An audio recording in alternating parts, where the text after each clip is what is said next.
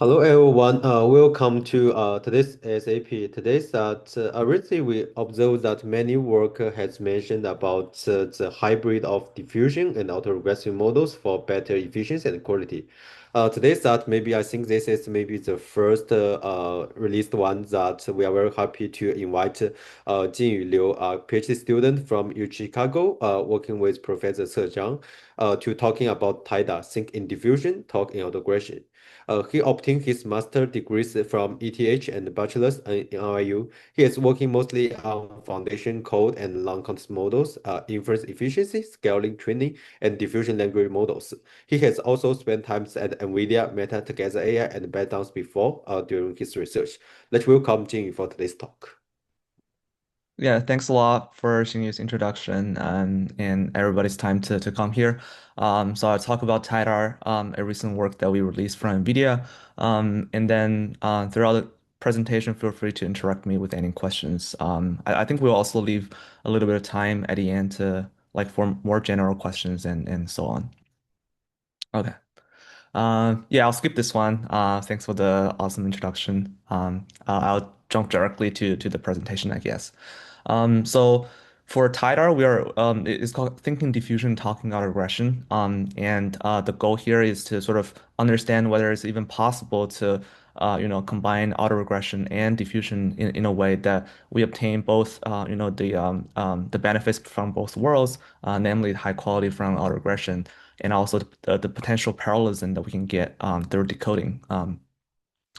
Um, and then before we even start, I think that the main question I want to talk a little bit about is why do we even care about combining these two, paradigms together? And this actually comes from the dilemma that I think everybody at some point would observe when they work with one or two of these kind of models.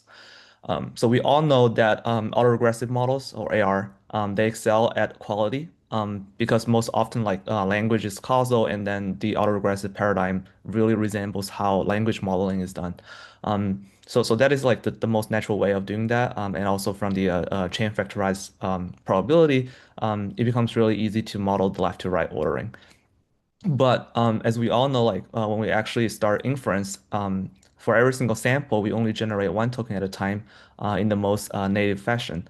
But this is probably not going to be like the most efficient way when it comes to utilizing the GPU, because modern GPUs, they're very good at parallelizing, like all these kind of computations. And then when we, start to work on really large models, the decoding becomes memory bound most of the time when the batch size is not like really large.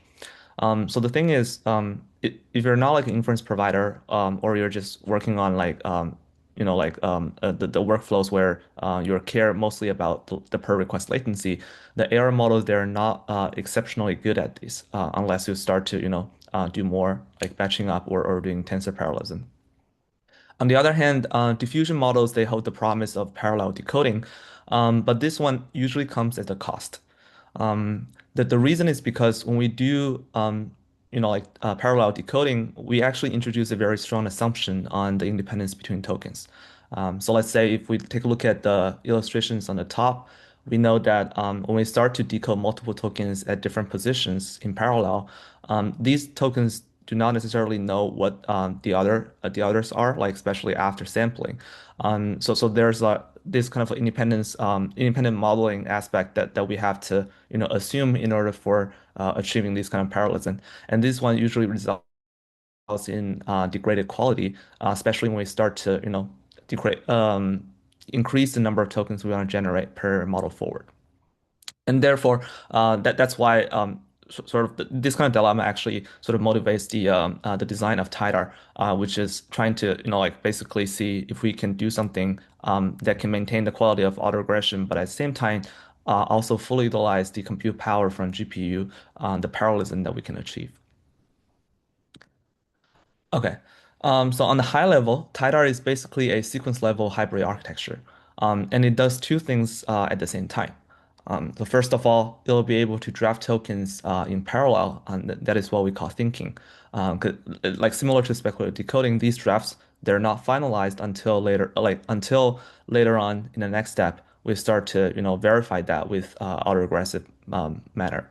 And then Autoregression here is what we call like talking, because this is the process where we actually spit out the tokens, and everything about like thinking and talking, they're done in a single model and single forward, and that is the oh, sorry, I thought there was a question. And that is basically what can potentially enable TiDAR to, conduct efficient inference. And then the main reason why this can be achieved comes from a concept called free token slots that are available on modern GPU. And then to explain that a little bit, we can think about the case where we do decoding for autoregressive model.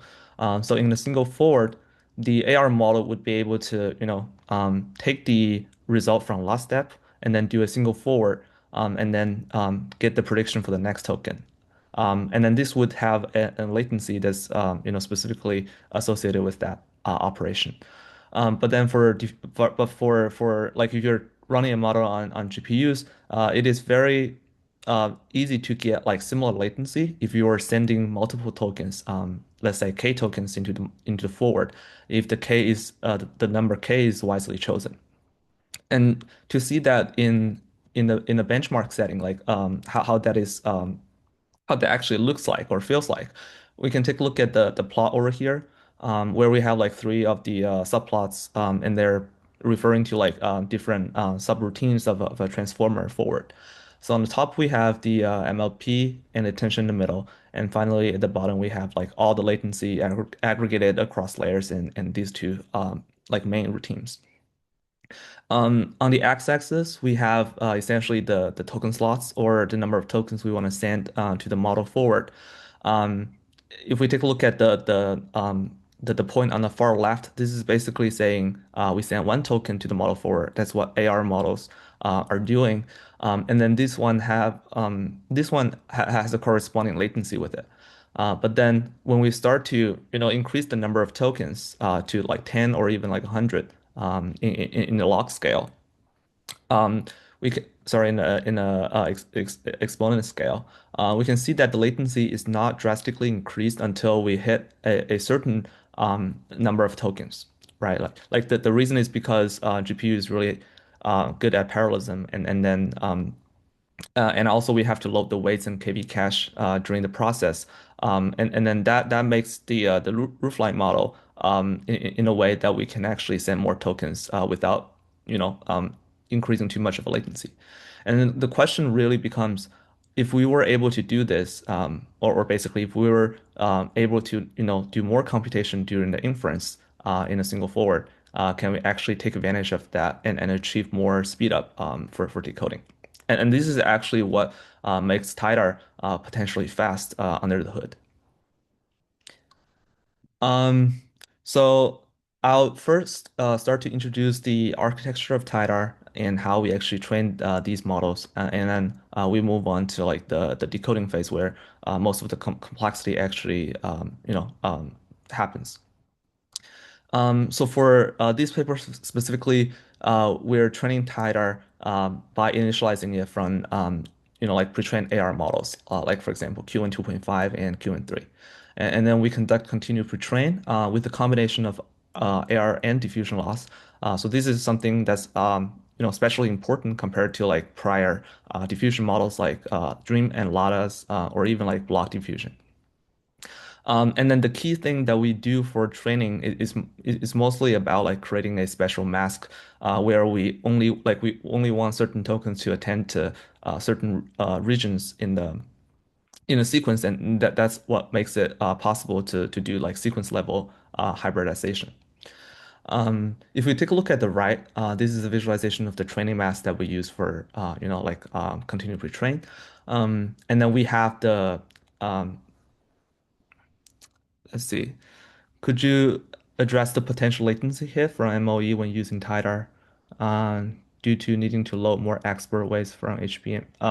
I guess you are talking about the inference case, right? Like not for training. So for inference, like if the if the whole thing is like a more it's more like memory bound, it becomes even more advantageous for TiDAR. Because the whole point of TiDAR is basically trying to hit the compute bound more quickly compared to like AR, so we can actually squeeze more compute out of it. Whereas if you're just decoding one token, you're still in the memory bound regime. That's where you don't want to see for especially for like inference from the inference provider perspective. So I think for MOE is even more like it is even better if you're trying to go through the tighter route compared to MLP. Okay. Um, Sorry.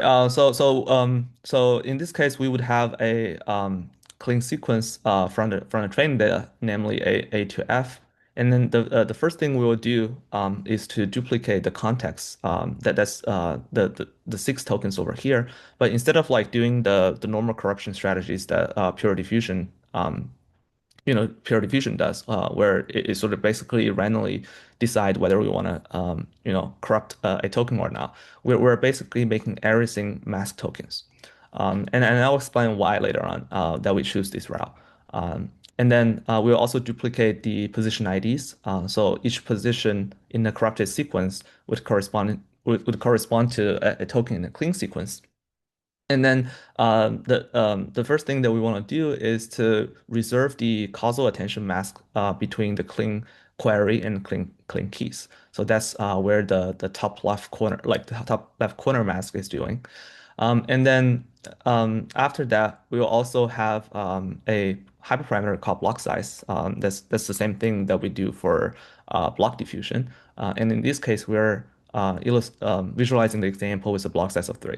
And so that would ended up like dividing the corrupted sequence into two sections, two blocks here. And within every single block, we would want the tokens to attend to each other. So that's the bidirectional nature for diffusion. And also we want them to attend to everything that's before the current block, but with the clean sequence. So in that case, we can see for the second block, all the mask token will look at each other in the bidirectional block over here, and also causally with respect to tokens that are before it. So for this one, because it starts from position 3, and it'll like all the tokens over here would be able to see the queries of A, B, and sorry, keys from A, B, and C. Um, and then because of that, like all the mask tokens, they'll be able to see each other within a block and also the clean context before it. And this is where the diffusion drafting is actually happening as it will become clear when we move on to the inference procedure. Okay. Any questions for this one before we move on? So is this exactly the same as block diffusion mask or yeah, but why didn't you use the exact version here? Yeah, so that's an excellent question. So this one is slightly different from block diffusion, like especially for the top left corner. So for block diffusion, this part would also be block causal. Or like I think some papers use if like full attention for this part.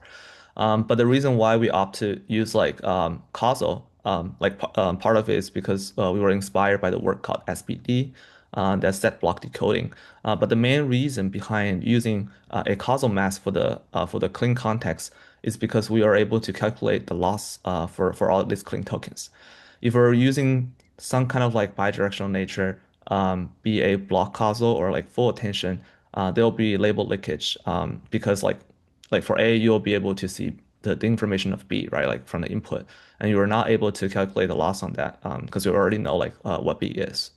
And then it turns out through our evaluation that adding the AR loss to the model is very beneficial, not only because you could preserve the quality of the pre-trained model much better, but also during inference, you'll be able to use the exact causal KV cache. That is like you don't really need to rely on approximate cache like FastLM for those kind of thing. That's why we use this, and this is the main difference for from block diffusion. Okay. But I think block diffusion also has this causal. So they also have these S- uh, So the only difference is that you first put the clean tokens at first and then append the mask token. I think if you put the mask token first and clean token after that, it would be, I think, the same as block diffusion attention mask. Yeah, am I wrong?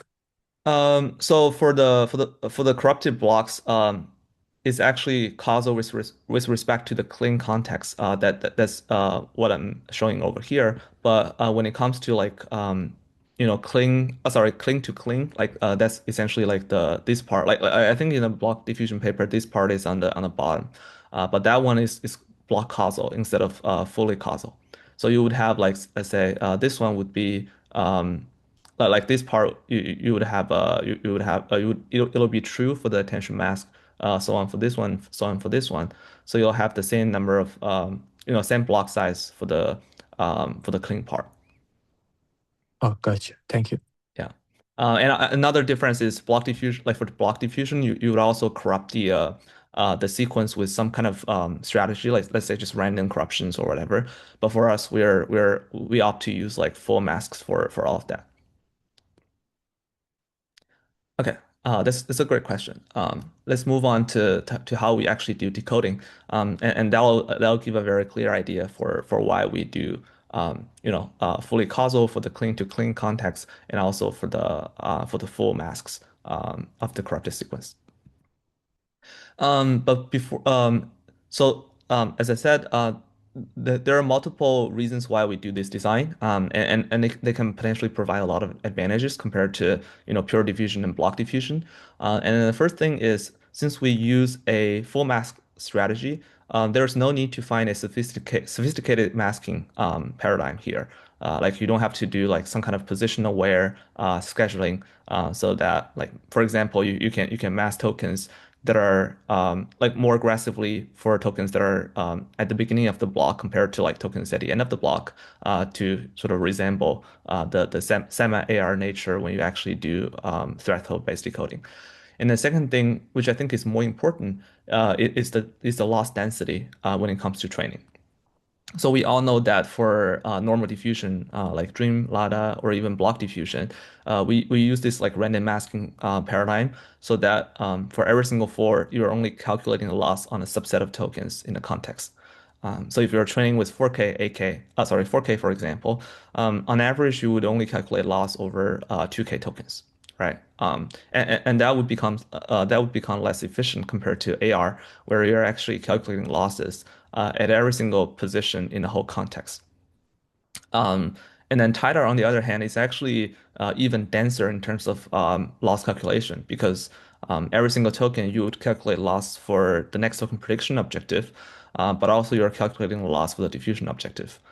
So in that case, you're essentially asking the model to do more than just one thing. And then we are combining the loss of AR and diffusion with a simple weighted average. So the alpha here is basically a factor where you want the model to prioritize learning about next token prediction versus learning about like multi-token predictions or diffusion. And then the third benefits that we see is when you start to use full mask instead of like random masking, you're very sure about the number of like tokens you want to calculate loss with. So like the term over here, the diffusion term over here, you would have the same number of tokens to calculate loss over, and then that becomes easier to balance these two, because you won't hit into the cases where you have like let's say 4K tokens for AR loss, but you only have let's say like 100 tokens for the diffusion loss for a specific sample. And that makes like the two terms equivariance and becomes more stable for training. Okay, so let's talk a little bit about inference, because inference is where TiDAR actually shines compared to block diffusion or pure diffusion in that case. And then before we talk about how it actually does inference, let me introduce like the main the concept here. So first, when we're at a specific inference stage, we would have more than one tokens that are actually sent to the model forward. And in that case, the first section of the context is what we call prefix tokens. That's the ABC over here. And then these tokens are a combination of the prompt as well as all the tokens that we've decided so far. So it could be like all the clean tokens that we decoded for the previous steps. And then the second section is what we call the tokens drafted from last step. So these tokens are you can think of it as basically the drafts from speculative decoding. So we have some rough idea of what these tokens are, but we need an extra operation to know whether they're good in through verification. And then when we have these three token, so we're talking about block size of three case, the first thing we will do is we will allocate extra spaces that's over here, namely like three blocks of block size three. So it's a quadratic nature in the number of tokens we wanna duplicate. And then we would have three sections of max tokens. And then all of these tokens, they will be sent in parallel to the model forward. And then we would get predictions based on where each token is. So first, for all the tokens that we got from the drafts from our last step, we would use causal mask to get the next token prediction. So like the D here, it'll try to predict what the next token is. So namely E, and then E would predict F, right? And then this one would like for example, the token E would see the prefix ABC along with D and E, which is self. But for all the extra locations that we pre-allocated, these tokens would go through the model with bidirectional attention. So this is where the diffusion is actually happening. And let's say these three tokens would see A, B, C as well as D, but they won't see E and F. And then the second section would see A, B, C, D, and E, but not F.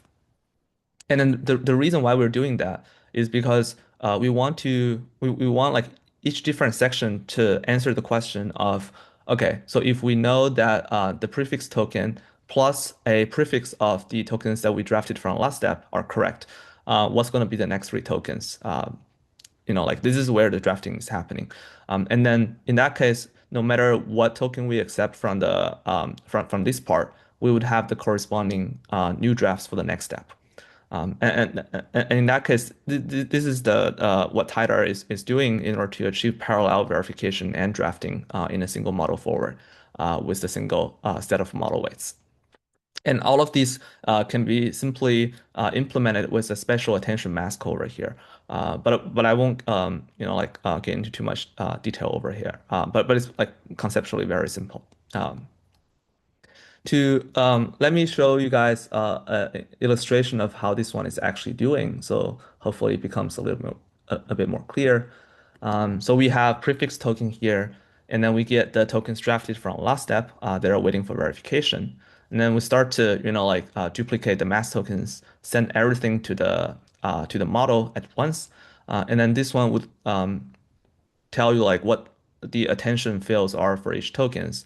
And then after that, we get predictions. We'll be able to conduct rejection sampling by comparing up against tokens in this part autoregressively. And once we hit a mismatch, we'll retrieve the corresponding draft tokens, and this one would be appended to the next step. And then we do this again and again. As long as we are choosing the right number of right block size, we won't have too much of an increase in latency per forward.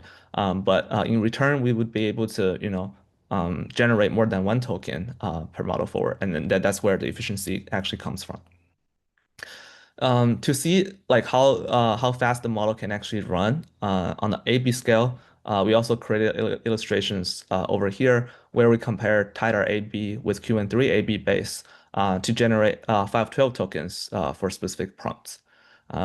So here we showcase the prompt with MBPP with few shot example, and then if we hit the run button here, we'll see that it only takes TiDAR around 0.7 seconds to generate 512 tokens. But for QN3, it takes around 3.6 seconds to generate that. And then if we take a look at every single step, we would see that TiDAR is trying to use one-step diffusion to speculate tokens, And then at the next step in parallel, it'll be able to accept a prefix of it. So that's what this one is showing here, where the yellow thing is the result from the diffusion process. Okay, let me see. There's a question from the chat. So TiDAR's quality seems upper bounded by AR quality, right? But there is any way we can get around that, perhaps through some kind of specialized RL post-training that treats diffusion and AR losses separately. Yeah, this is an extremely good question. So there's a work that does like similar thing where they use LoRa for the diffusion part. And then in that case, it is actually 100% bounded by the AR quality. But for us, we're not like using LoRa, like not only because it adds a little bit of extra complexity during serving, but also through our experiments, we also found that there is a very there are some possibilities where when you do these two losses together during training, you may also be able to increase the AR part. It's not part of the paper, but it's something that we're actively like doing research on like right now. So I think we'll give you guys a little bit better idea once we have more consolidated results. But for the second part, where can we do specialized RL post training? I think that is also where there's a very huge opportunities for TiDAR. Because we all know that RL for pure diffusion is really hard, not only because we need to handle the rollout really carefully, but also well, when we actually collect the rollout data, how do we calculate the log probability of each action or each token along with the rewards to do gradient updates? That part is not clear as well. So for TiDAR, I think we can probably do more. But yeah, let's stay tuned for the for what we can do with it. Um, Sorry, there's a what I have a question. Why are you duplicating three blocks of mask? Is that also a hyperparameter here? Yeah, so this one is not a hyperparameter, but it's like defined by the draft length. So in this case, if you want to draft three tokens, we would have an extra three blocks of three tokens, and the reason is because these three tokens they would conject they were basically predicting the extra three tokens if you were accepting only the first token. So it's like a pre-guessing of what we want to do if we accept something, right? Like so no matter what prefix you would accept over here, you would have the corresponding drafts for the next step. So you don't have to wait until like what's the prefix you accept. And this is what makes it possible to actually parallelize the verification and drafting process. Because otherwise you really need to wait until you know like what's the prefix that would be accepted. Um, I don't know if that part is clear in this case. Or Yeah, another, thank you. yeah. In another way, like if you know that if you draft the extra three tokens condition on D, E, and F, but if F is wrong, then these extra three drafts they're basically useless. So you have to drop that. Okay. So before we move on to the evaluations, let me talk a little bit about related works and why TiDAR can potentially stand out among different other variants. So the first line of work that's very close to TiDAR is, of course, pure diffusion.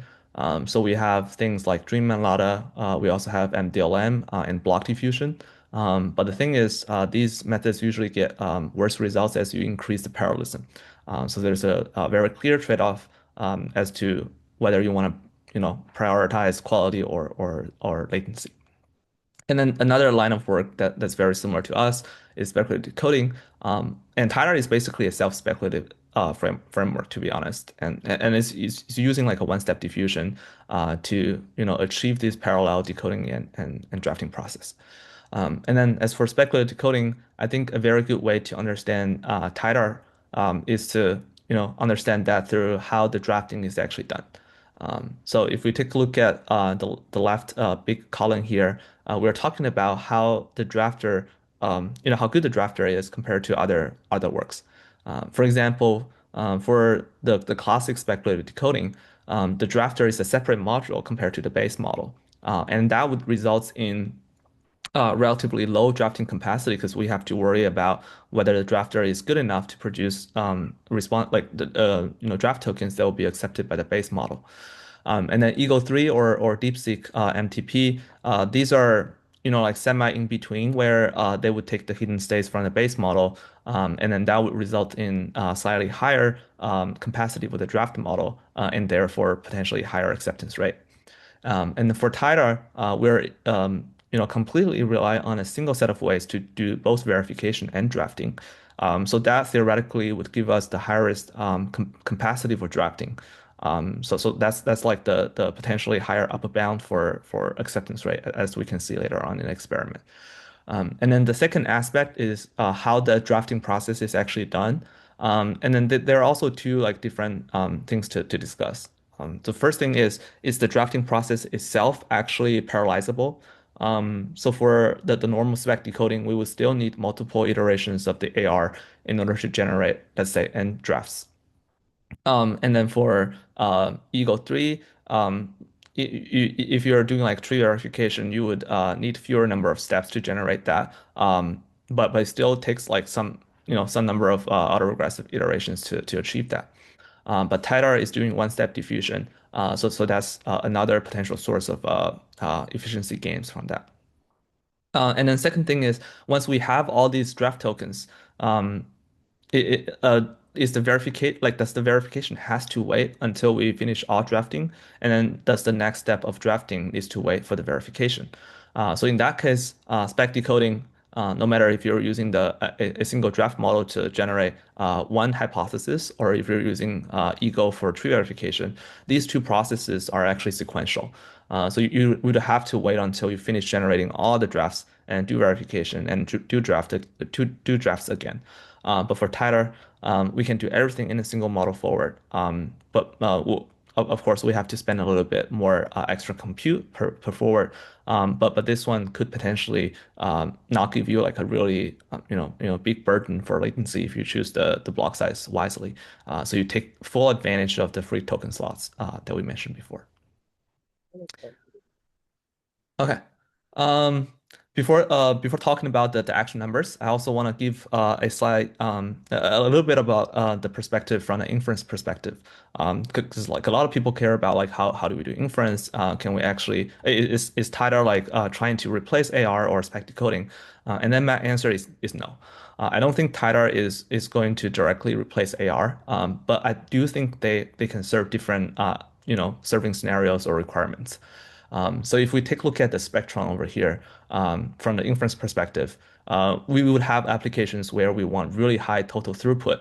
Let's say if we care about offline processing, or if we want to serve like the normal users where the concurrency is super high. And then in that case, maybe autoregressive is the best way to do because you can always batch up as much as possible to get the maximum throughput. But on the other hand, if you have a group of very premium users, or you have applications where you really, really care about per request latency, then people start to use speculative decoding in order to, make the latency much more optimized for those, but you're at the cost of lowering the batch size. And TiDAR is actually pushing that end of the spectrum to the extreme, where we really, really care about per request latency, and at the cost of potentially lower maximal batch size. So I believe all of these methods that they're more or less like trying to accomplish different goals, and TiDAR is like specialized in providing ultra low latency per request. Okay, let me move on to the experiment setup and the evaluations that we have. So for all the TiDAR models that we reported in the paper, we initialize from the 2N series, and then we do full weight continued pre-train with 50 billion tokens and 150 billion tokens for 1.5B and 8B respectively. During the experiments, like even though we were using these numbers, I do believe we can actually, make it possible with more economic budgets for tokens. But that'll be like a future work. And then we hope to make the best recipe that people can use in a more budget friendly scenarios. Um, Okay, there's another question from the chat. Let me read it out. Another way in which TiDAR might exceed the AR quality upper bound might be through incorporating search, multiple draft rollouts for every AR round, or something like that. Maybe coupled with an improved way of doing rejection sampling. Another thought is that you could let diffusion influence acceptance more in this regime and could potentially improve diversity and robustness, maybe. Yeah, that's again a very good question. So we actually thought about how we can potentially increase the diversity when it comes to reinforcement learning. At least we tried like two ways. The first thing is how do we do rejection sampling for TiDAR? And the other one is, as you mentioned, can we let diffusion influence the acceptance rate more in the regime? And I will talk about that in a couple of slides. How we can trust the predictions from AR versus trusting the predictions from diffusion, and that would obviously lead to different outputs and potentially higher diversity in the generative responses. Yeah, that's a very good question. Okay. So the first thing I want to talk about is likelihood evaluation. Because likelihood, I think, is still kind of important in many aspects. Like people, like care about like doing reinforcement learning. You need to calculate log probability of the rollout examples.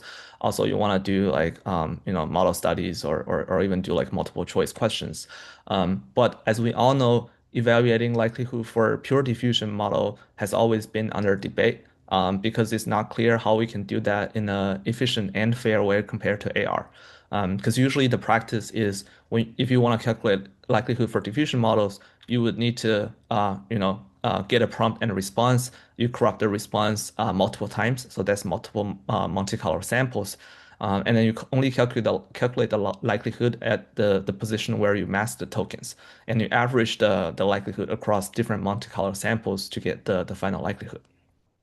So first of all, this one is, excuse me. So first of all, this one is not directly comparable to AR models, but also it can be, I mean, it's obviously good if you just care about like multiple choice questions. You can get the better answers with the highest likelihood.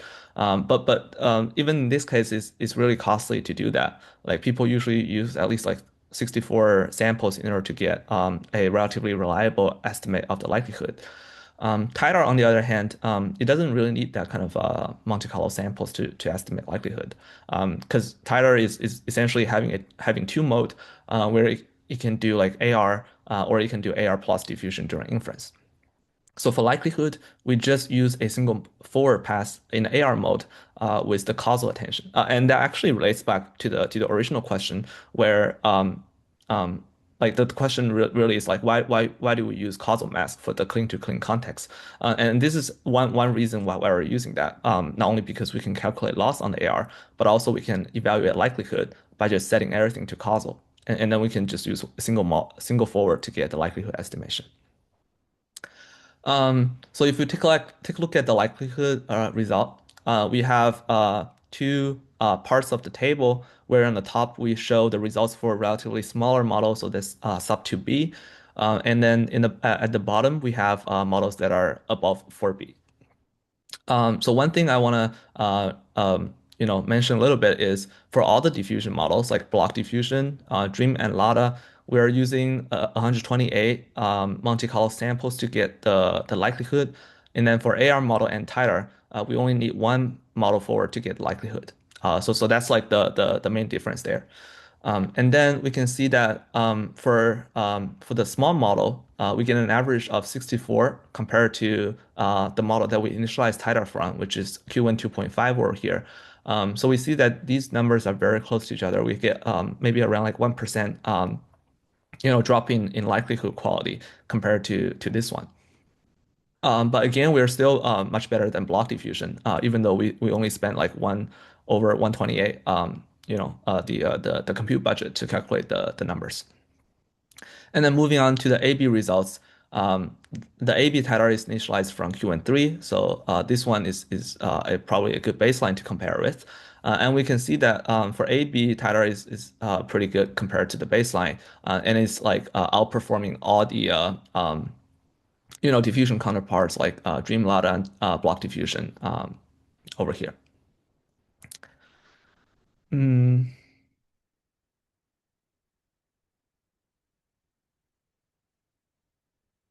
the question is, did you try skipping some tokens within larger blocks so that you can roll back only to every other token instead of at every one?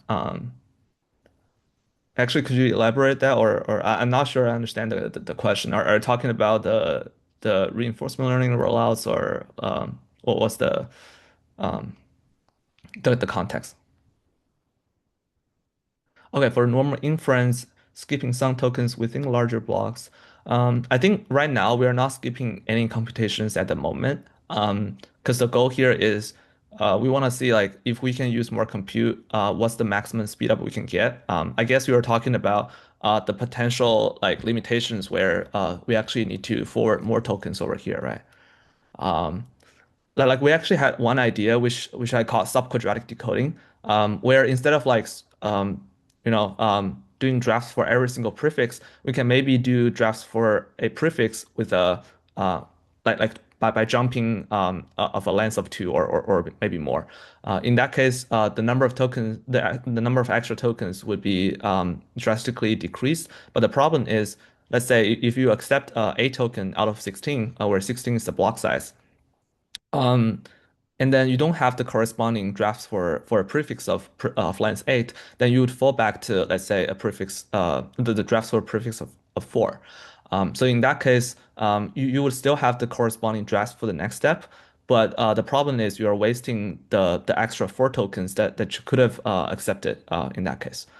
So I think there's a trade-off when it comes to like whether you want to, do this or not. But I guess the actual maximum performance you can squeeze out of a system is when you start to profiling the GPU with something like this, right?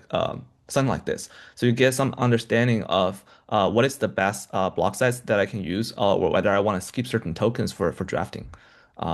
And I believe that that's something that maybe we can, do more careful works for the system benchmarking. Yeah, but it's a really good question. To that end. Yeah, yeah, exactly. Yeah, yeah. I do think that's possible. Another thing that we ended up like doing this is because we want to keep everything like uniform. So let's say like one potential thing is maybe we can for certain prefix over here, we don't need all of these computes, right? Like you might be able to drop some of that with some prior knowledge. Or maybe even with a lightweight model. But the reason why we're doing this is because we keep everything uniform, so we can take advantage of CUDA graph and like just make things like this way would potentially make the implementation for serving easier. Um, yeah, but I do agree that there may be some other rooms for potential improvements. Okay. Let's move back to the second part where we test TiDAR on generative tasks.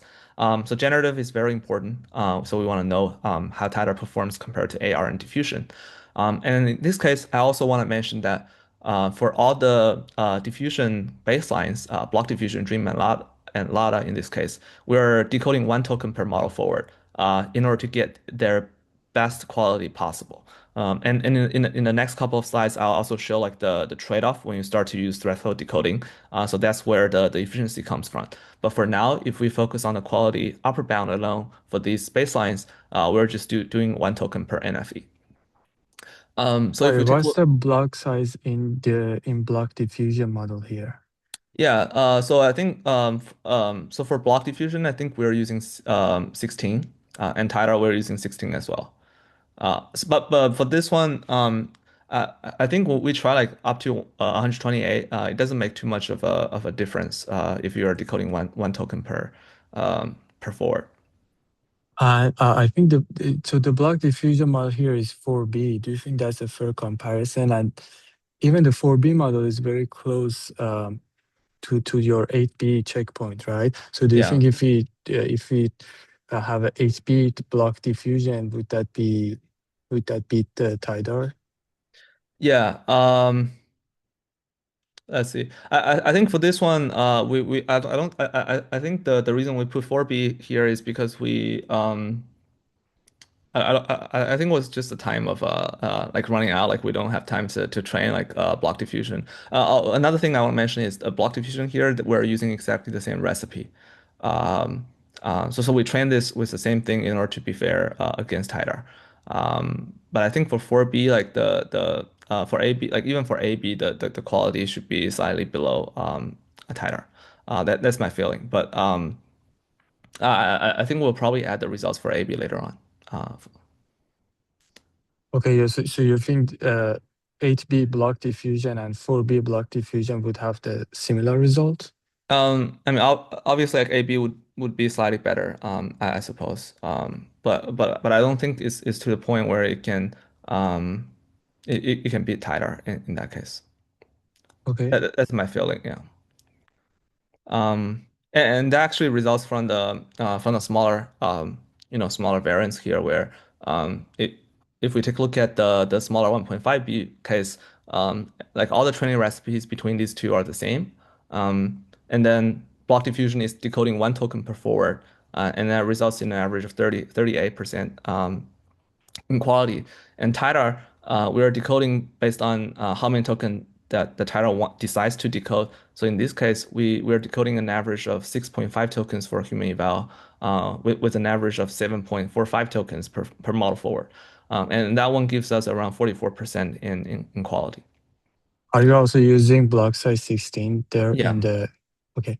yeah. Um, and then for TiDAR, at the AB scale, the thing that we see is like we get like 65%. So these are two different modes corresponding to like the previous question. I think someone mentioned like yeah, Jeff mentioned.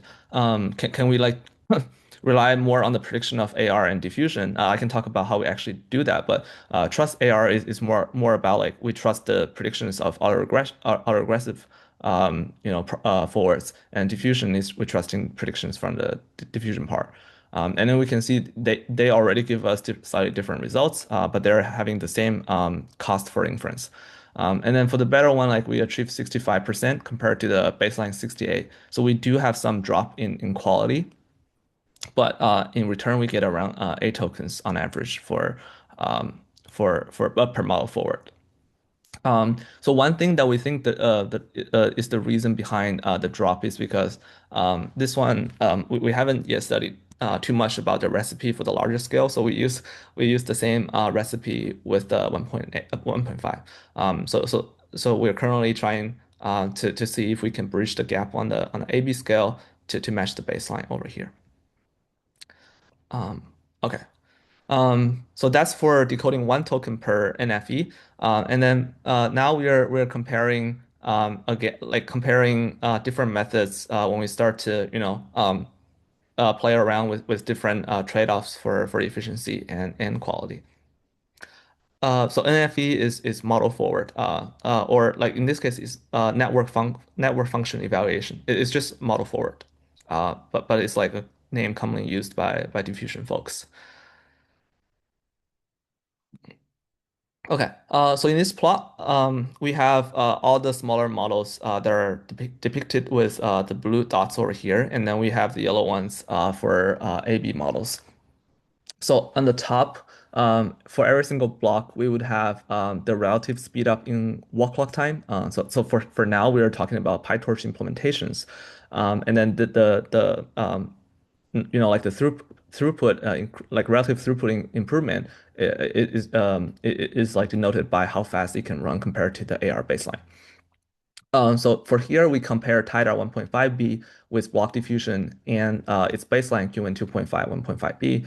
And the first thing we can look at is the circle here, which is somewhere over here with an average of 45 as the score, and then it's having like 1 as the relative speed up. And then for block diffusion, we can see that if we decode one token per model forward, it's slightly worse than the AR baseline, but it's like running slightly slower than that because each single forward we are sending multiple tokens to the model. So that's like if you're talking about like PyTorch, like a native PyTorch is not like good enough to take advantage of the free token slots. So there are some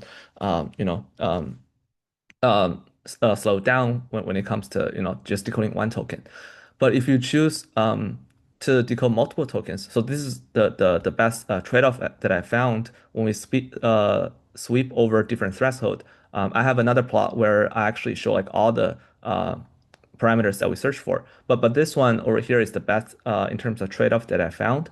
And this one would give us around more than 2.5 speed up in wall clock time with an average of around 3 tokens to decode per model forward. And TiDAR, on the other hand, we tried like 3 different block sizes. So we start from 4, 8, and 16. And then they would give us a different number of accepted tokens during inference. And then each one would also correspond to different speed up. So the best thing that we achieve is over here, where we can decode an average of 7.35 tokens per forward, and then that translates to more than 4.5 speed up, a relative speed up to AR in the wall clock time. And then moving on to the A/B scale, we compare against Eagle 3, which is probably one of the best spec decoding like open source one. So the question is, were you able to try larger block sizes even if they're not competitive speed wise? Yeah, I think we can try. Like I think it's more of an inference choice. Like I don't see any problem of making the block size smaller than the training block size. You can still do that. And then if you're using like AR like trust AR mode, the quality would be still be very similar. So you can try different things to, let's say like one potential motivation for doing that is you can try different block size for different maximum batch size you wanna afford for the server. So maybe smaller batch size if you really care about like higher batch size. Um, did you actually try 32 plus? So for now, like we haven't tried 32 because at least for the pre-trained data, we observed that so the acceptance rate is not there yet. So if we take a look at the acceptance distributions of different sections for 16, we do see a couple of cases where we can accept 16 out of 16 tokens, but most of the time the mode or the average is around like 10. So if you increase to 32, you're pretty much wasting a lot of compute. And then I think like even for 32 and the model weight, the model size of 8, you're already like hitting way further than the free token slots. So like every single model forward, you're taking like more latency out of it. But when you start to move on to like larger models like 20B or even 70B, maybe 32 is a viable option in that case. And the model is even more capable of generating coherent drafts with one-step diffusion. But for AB, I think 16 is probably the best we can do at the moment. Okay. So if you take a look at the Eagle 3 here, Eagle 3 is based on the instruct model. So the baseline is slightly different over here with the black circle. And it's higher than the base QN. And then Eagle 3 would accept an average of like, let's say 4 tokens over here. And then that translates to around 2.5 speed up on average. And then the reason why the translation like efficiency is slightly lower is of course like the like when we do PyTorch we haven't done like CUDA graph stuff like that and then there's some like overhead when it comes to like this sequential natures of doing things and then TiDAR on the other hand we have some slight degradation from the baseline without the black circle over here but we were able to accept an average of 8 tokens which translates to almost 6 times wall clock speed time. Okay. So PyTorch is obviously not the best thing to do in practice for someone who's serious about inference. So we implemented the TiDAR in sklearn. So that's probably a little bit more convincing when it comes to the actual speed up that we can get. So in this case, we're working on comparing TiDAR against AR and Eagle 3 as well. So this Eagle 3 is the better weight that we have over with these two like open weights here. So we choose the better one for benchmarking. And then as we can see, like for different tasks, our model is able to achieve around 5 times speed up wall clock time and compared to AR and more than 2 times speed up than Eagle 3. in most of the cases. And then the best case that we can get without CUDA graph is that we were able to run the AB model at a 500 tokens per second on a single GPU, a single H100 GPU. Okay, so a little bit more on applications. I don't know, Xinyu, do we still have time to go through them? But I Yeah, can yeah, go yeah. through. We have time. We have time. Yeah, Okay. please. I'll talk a bit about like some applications that we do. You have any plot of the histogram of how often each lens gets accepted? Yes, I do have. But I'm not like I didn't put it in the paper. Um, I'll try like putting one in the slides and share with you guys. So you guys will have a better idea for that. But that one is not like tested on all the samples in the test set. It's just some like very preliminary studies when it comes to deciding what's the best block size that we want to use. But I can include a copy of that when I share the slides later on. Okay, some ablations that we did. So first thing is we want to understand the parental frontier of different models on under the same training recipe. Um, so that's the most fair comparison that we can get. And the second thing is we want to compare TiDAR with other decoding strategies that are commonly applied for diffusion models, like threshold decoding or left to right, things like that. And then the third thing is also related to the question that Jeff mentioned. Can we do different modes when it comes to decoding? Like, can we trust AR more? Can we trust diffusion more? Um, and then finally is how useful is the full mask strategy that I mentioned, which is different from other, like pure diffusion uh, strategies.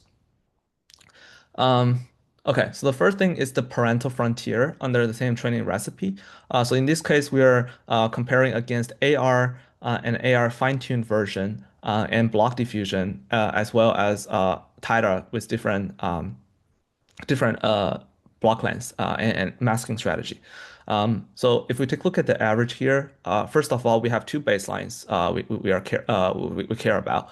The first one is the raw AR from which we initialize our TiDAR and block diffusion models. And then second one is the one on the top here, which is the AR model that actually gets fine-tuned on the same training recipe as all the other models. So we do see an increase in performance from AR, and then this is the block diffusion with different threshold. So this one would correspond to decode one tokens per model forward or an NFE in this case, and this one would correspond to decode more tokens. Almost like four tokens. And then we can see a clear trade-off for the parental frontier as we decrease the threshold to allow more paralleled generation of block diffusion. And then the second thing is these two dots, they correspond to if we are not using the full mask strategy. Um, and the reason why we see slightly worse performance compared to, like full mask is because during inference, we are actually just doing one-step diffusion. So the model only sees the case where the full block is like the full blocks are all masks. So there is no point of doing like corruptions for like different random corruptions during training, and the model is more aligned between training and inference. Um, and then these three groups are essentially tighter at the 1.5B scale with different block size. So we have 4, 8, and 16. And then quality-wise, they're like very similar, but they give us different speed up when it comes to the number of tokens per model forward. So I would say TiDAR is still we still need a little bit more work if we want to compare TiDAR against AR plus the same recipe.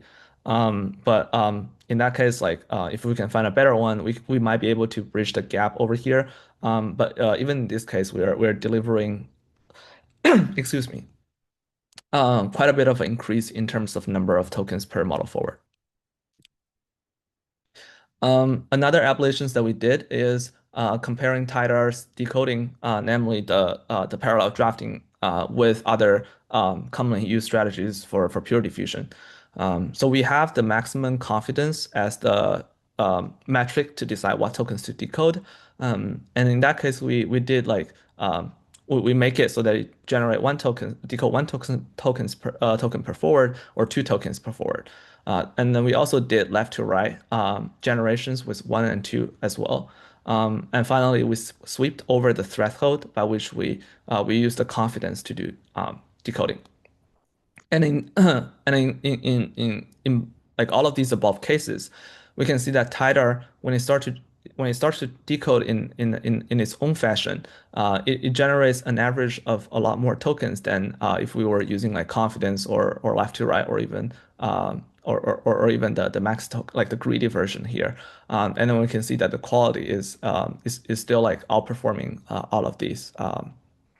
With the same model, with like all of these were done with a block diffusion under the same recipe, and this one is tighter. And finally, I think I want to talk a little bit about trusting AR and diffusion for sampling. And this might become a little bit, might lead to a little bit of confusion, but let me try my best to explain it. So the first thing I want to say is for the AR predictions, we're actually predicting the next token start like from the current position. So for D, we would predict E, and E, we would predict F. But for the diffusion part, we are actually predicting tokens that belong to the same position. So D here, like this is a shadow token, just indicating what is the ending prefix, what is the end position of the prefix that we condition on. So ideally, if we're talking about next token prediction, this position would predict F instead of E. But the reason why we ended up making it predict E instead is because when we are doing this generation, we don't have any idea for what E really is, right? Because we only conditioned on D and we have no idea of what E is until we go through the forward. So in that case, we make it so that it predicts the token right after the last token that it conditions on, and then this one would predict E, F, and G onwards. And now the question really becomes, since we have a prediction of E from the AR part, and then we have another prediction of E from the diffusion part, which one should we use when it comes to comparing against the draft tokens that we had from last step? So this is where the trust diffusion and trust AR notion comes in. And then in the paper, we decided to try a combinations of both. So we actually construct a mixture of distribution or posterior from the logits of these two positions at the same time. So if you take a look at the plot over here, we would have the trust AR ratio starting from 0 to 1. That is basically saying if we have a trust AR ratio of 0, we would solely rely on the outputs from the AR for the token E and use that to compare against the draft E here. But if we are moving towards 1.0 here, we're essentially comparing this token's output against this one. And then everything in between is just linear combinations or interpolations of these two distributions. And one interesting thing that we found is no matter what ratio you use, there's no significant difference when it comes to the quality over here. And the acceptance rate is also fairly consistent across different things, even though like we train the model with different balancing factors for AR and diffusion. So what that one suggests is that it is not like the model's autoregressive prediction that makes TiDAR potentially high in quality, but also it is more about the autoregressiveness or the autoregressive verification that makes it possible. Because no matter like which predictions you use, you're still using the autoregressive rejection sampling scheme here to guarantee to select the prefix that we want to accept. So that's where the potential high quality is preserved. Obviously, they would result in different responses, and could be a potential way to do exploration for RL, as we talked about before. And finally, I also want to touch a little bit about like how useful is our full mask strategy. So full mask would allow us to maintain a higher trend test consistency, but also giving us like easier, like it would make it easier to balance the AR and diffusion loss. And finally, we would also make it so that the lost signal is a lot denser because we're calculating every single position because everything is fully masked. So we have the random masking here. That's what block diffusion and pure diffusion is doing. And then we have the full mask here. And then in every single group, we are training the model with the draft lengths of 4 and 8. So as we can see, if we compare them like case by cases, we will see both improved performance in quality and efficiency, as indicated by the number in the parentheses, which is the number of tokens that we can decode per forward. Um, okay. Um, and finally, I want to talk a little bit about TiDAR's implications from a hardware perspective. So the first thing is tensor parallelism. I think one of the reasons why people do tensor parallelism, even though a single model can fit into a single GPU, is because if you just serve like an AB with one H100, it's really hard to batch up. And then the reason why people want to batch up is not only because they want a high throughput, but also because they don't want to waste the compute of GPU. But when you start to batch up, it's really easy to hit the memory out of memory issue. So people start to split the weights across different GPUs, so they would be able to afford higher batch size. And then when you have higher batch size, you will start to hit the compute bound regime, and that's where you take full advantage of your GPU resources and getting the money back. But for TiDAR, since we're hitting the compute bound way earlier, even in smaller batch size, and that in turn gives us lower latency. We don't necessarily have to do tensor parallelism if we don't want to batch up in certain cases. And then the second thing is RL rollout. Um, um, as we all know, like RL rollouts or inference is probably the most time consuming thing in the whole RL training paradigm. And then scaling GPUs for AR models would give you like larger batch size in that case. And then I, and this is still a trade-off. Like if you have like 1,000 or even more GPUs to do like large-scale RL training, you are not essentially reducing the time that you have to wait in order to do a gradient update. But you can effectively increase the number of rollouts that you can get. But for TiDAR in this case, we're hitting something that can potentially be different, which is if you scale the GPUs up, you might be able to, reduce the wait time before you can do a gradient update because we essentially reduces TiDAR essentially reduces the latency per request. So you might be able to do like more frequent updates for the policy gradients. And the third thing is FPA and FP4 inference. When we start moving towards FPA, FP4, the number of registers or the compute units on these like new hardwares can be different. And then also the memory that you have to load, like the KV cache in the model weights, they would result in a slightly different roofline profiling. And that becomes something that we can explore with different architectures. Whether we want to hit compute bound early, whether we want to still reside in the memory bound and rely on batch to transition to the compute bound. And finally, all of our implementations right now, they rely on flash infer or flex attention. And then that is the same for Eagle 3. But I think TiDAR's attention mask is fairly structured, even though it's like not fully causal. So maybe there's a lot of rooms to write custom Boolean write custom kernels to go beyond these Boolean masks to squeeze more performance out of it. Um, yeah.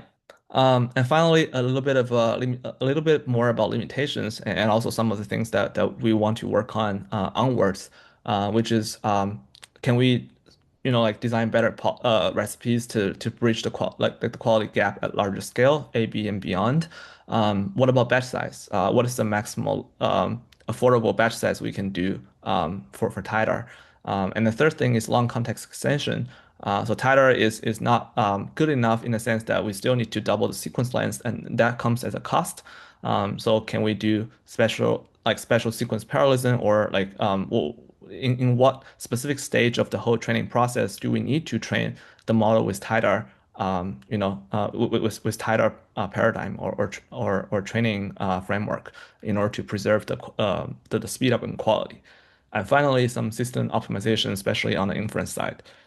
I think we're working on that as well to in order to maximally take advantage of the free token slots available on GPUs. Okay. So one last slide for summarization. TiDAR is basically a sequence level hybrid architectures that attempts to take advantage of both AR and diffusion by leveraging the free token slots on GPUs.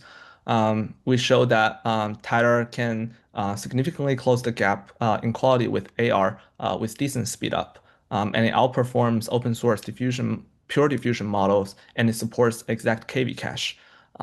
So that's the main takeaways of this. Okay, so that's I think pretty much all I have prepared for the presentation. If there's any questions or something we can also discuss. And we are also very excited to hear like more feedback from everyone on like how to improve it, what are the potential concerns that we need to address in order to make it better. I think um, like we're working on something really amazing. So hopefully we can get better results in the following like weeks or months. So people can start really trying them on Hugging Face and SGLang and even VLM.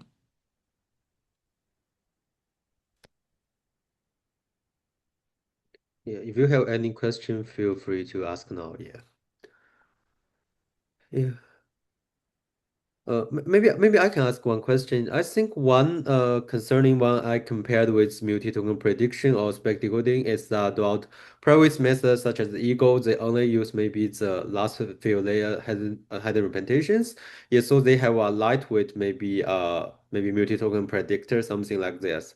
So that we know that maybe the free slot only comes to maybe about 100 tokens in parallel. So I think one concern is about if you use the diffusion model as this draft, we still need to calculate all tokens in one layers, yeah, calculate all tokens in all transform layers, so that I guess maybe it can maybe restrict maybe how many future tokens we can predict. But it's actually lead to some maybe better acceptance risk. What do your idea about the trade-off of these two parts? Yeah. Yeah, I think we had this like wonderful discussions about this before. But I think the first thing to understand everything is to do like the real profiling on like larger models, like on 70B or even beyond. At least we need to get a sense of what was the free token slots that we can afford. I mean, or even like cheap token slots that give us slightly increasing latency. So we can better understand what was the maximum acceptance rates that we can do or the block size that we can afford.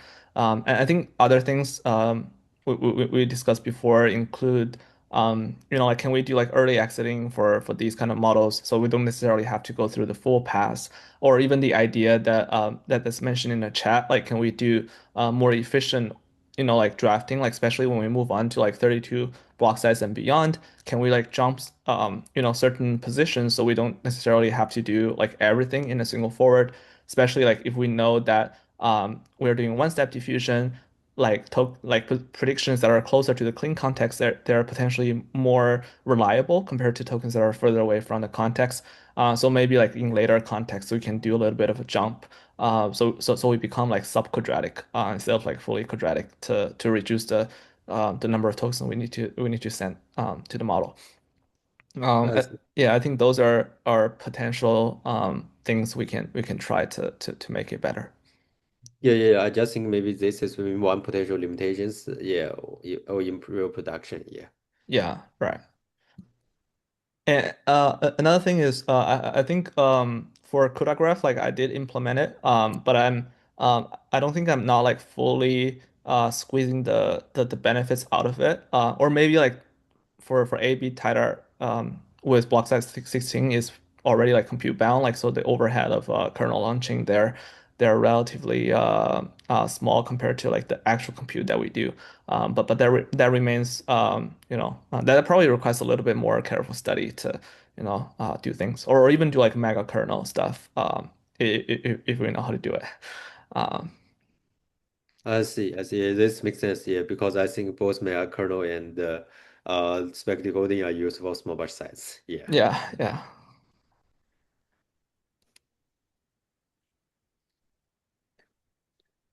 Is there any more questions? I guess if there's no more questions, maybe we can end here today. Yeah.